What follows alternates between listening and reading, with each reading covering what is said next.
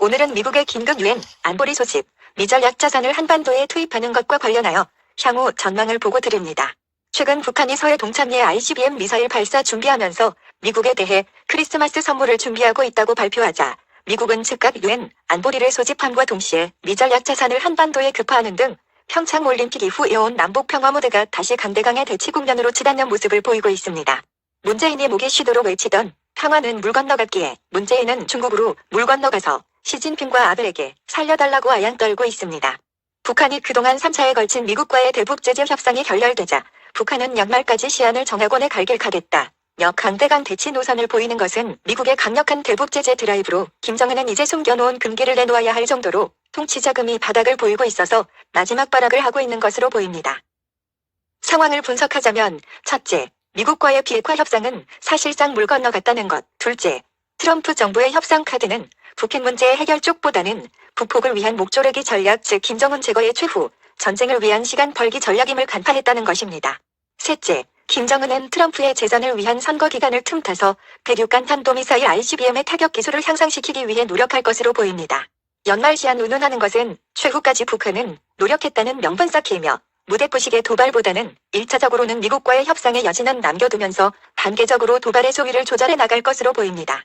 크리스마스 선물이란 것도 미국에 대한 직접적 도발보다는 현재까지의 단거리 탄도탄 발사 수준에서 조금은 업그레이드된 위성을 우주에 발사하는 수준이 될 것이며 상업위성이라고 우기는 전략으로 갈 듯합니다.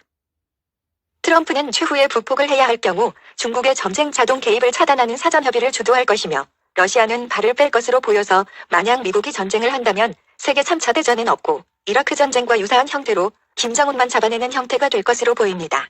김정은이 죽는다면 다음 타겟은 북한을 점령한 이후에 나타날 정보와 미군정에 의한 남한 빼갱이 숙청 작업입니다.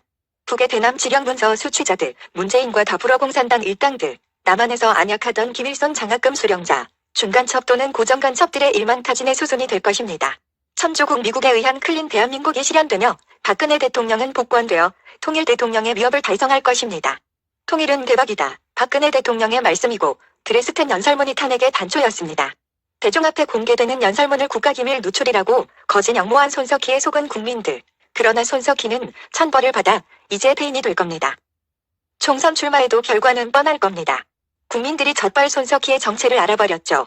여기서 타너스님의 10번째 예언을 소개합니다. 15락산 연봉 위로 달이 뜨고 이 달빛이 물에 비치고 나면 30년쯤 후에 여자 임금이 나타난다. 여자 임금이 나오고 3, 4년 후에 조국은 통일될 것이다. 타너스님이 예언한 1975년에는 월악산에 호수나 강 등이 없었으나 충주댐이 1980년에 공사를 시작해 1983년에 완공되자 이때부터 월악산 위에 뜬 달빛이 충주댐 물 위로 비춰볼 수 있게 되었다고 합니다. 그리고 30년이 지난 뒤 2013년 박근혜가 대통령에 당선되었으며 당선 후 3년, 4년 후는 2017년 이후입니다.